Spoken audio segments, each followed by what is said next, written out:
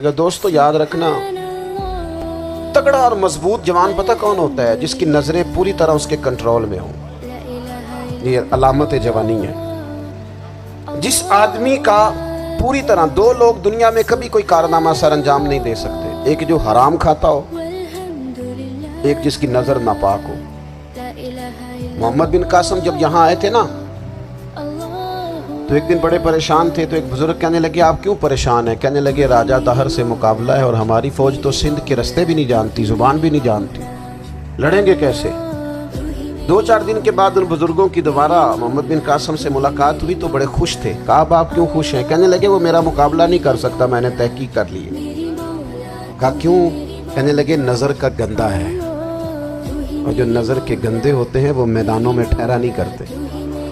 میدان کے لیے نکلنے کے لیے پاک جوانی کی ضرورت ہوتی، تطہیر مزاج ہونا ضروری ہوتا ہے، پاکیزہ افکار اور سچی اور سچی ستھری سوچوں کا ہونا ضروری ہوتا ہے۔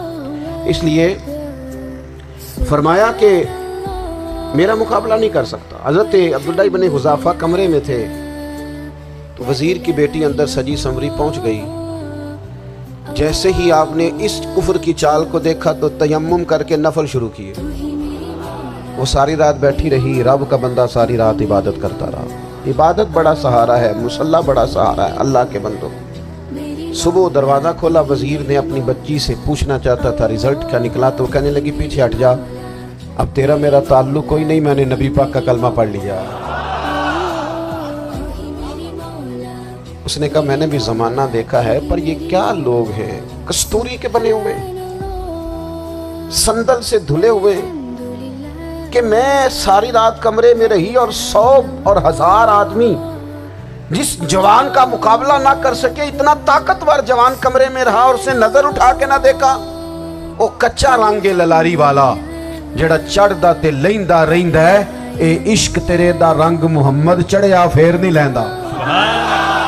میں کہا ایک دفعہ نظر اٹھا کے نہیں دیکھا، کمال ہو گئی۔ اتنے بڑے لوگ، اتنی بڑی سعادت مندی، فیروز بختی، معاملہ فہمی حد ہو گئی۔ اللہ اکبر۔ دوستو بادشاہ جب پوری طرح ہار گیا نا، اس نے کہا مار دو۔ تیل گرم کیا ایک کڑاہی میں، اور جب آپ کو اس میں ڈالنے لگے تو آپ کی آنکھوں میں آنسو آ گئے۔ بادشاہ کا خیال ہوا شاید نرم ہو گئے ہیں، کہنے لگا روئے کیوں؟ فرمانے لگے سوچتا ہوں جان ہی ایک ہے، کتنا مزہ ہے اس کی راہ میں جان دینے کا، کتنی لذت ہے اس کے نام پر مرنے میں، کتنا لطف ہے۔ جے تو چڑھیا اتے دار بھی نہیں، تے جے تو وکیا عشق بازار بھی نہیں، تے ایڈا سستا سودا پیار بھی نہیں، تے ایڈا سستا لبدا یار بھی نہیں۔ کئی جنگل گانے پیندے نہیں، کئی دوزخ لنگنے پیندے نہیں، جے وہ اس ملوں بھی مل جاوے، ایدوں سستا ہور بپار بھی نہیں۔ تے کچھ سمجھ نہ آوے لوکاں نوں وہ کادے نال شہید کرے، ڈٹھی یار دے ہتھ تلوار بھی نہیں، پر او دا خالی جاندہ وار بھی نہیں۔ کہنے لگے ایک جان ہے نا، تو دل کرتا ہے ہزاروں ہوتی تو ایک ایک کر کے محبوب کے نام پہ قربان کرتا، جب میرے پاس ہے ہی ایک، کروں کیا؟ حضرت عبداللہ ابن حذافہ رضی اللہ تعالیٰ عنہ جب روئے اور بادشاہ نے یہ بات سنی تو بادشاہ اٹھ کے کھڑا ہو گیا، سارے وزیروں مشیروں کو کہنے لگا تم نے کہا تھا نا بندہ ضائع کرنے والا نہیں، یہ بھی ضائع کرنے والا نہیں۔ کہنے لگا میرا ماتھا چومو، تم جیسے لوگوں کو قتل نہیں کرنا چاہیے، آزاد کرنا چاہیے۔ عزیز اپنی زندگی سے نا یہ بہت زیادہ ہرس، ہوس، طمع، اور یہ کسی بات کی بھی ہو، ہرس صرف پیسوں کی نہیں ہوتی، شہرت کی بھی ہوتی ہے، یہ بیماری انسان کو اقتدار کی بھی ہوتی ہے، تعریف کی بھی بیماری ہوتی ہے، یہ سارے نقص ہوتے ہیں لوگوں، اور معاذ اللہ بعض جبوں کبوں کے اندر بھی ہوتے ہیں، وہاں بھی پنپتے ہیں۔ اپنی زندگی جب تک اس سادگی میں نہیں لاؤ گے جو رسول پاک نے عطا فرمائی، جب لوگ آسانیوں میں پوری طرح الجھ گئے تو پھر وہ دور ہوئے اور کفر چڑھ گیا۔ دوسری بات، اللہ کے محبوب صلی اللہ تعالی علیہ وسلم کی محبت ہم سے تقاضا کرتی ہے کہ ہم اس مشن کے لیے کام کریں جس مشن کے لیے رسول پاک نے کام فرمایا ہے۔ ہم سارے کام بڑی مضبوطی سے، سوچ سمجھ کے، تدبر سے، حکمت سے، تقاضوں کو مد نظر رکھتے ہوئے کرتے ہیں سارے کام. دین کے کام میں ہمارا مزاج نہیں ہوتا. او ہو جائے گا جی، آپ بسم اللہ پڑھیں جی، شروع کریں جی.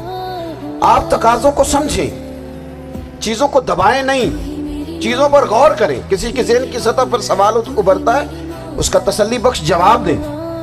اپنی زندگی میں دین کے کام کے لیے اپنے آپ کو وقف کریں. اور دین کے کام کے بہت سارے پہلو ہیں. ہزاروں لوگوں کو قرآن پاک ٹھیک پڑھنا نہیں آتا. ہزارہ لوگ ہیں جو قرآن مجید کے مطالب سے آگاہ نہیں ہیں. دین کی بنیادی ضروریات سے لوگ نابلد ہیں. میں آپ کو کس طرح یہ بات سمجھاؤں کہ ہزاروں کی تعداد میں طلاقیں اس لیے ہوتی ہیں کہ مردوں کو طلاق کے مسئلے نہیں آتے.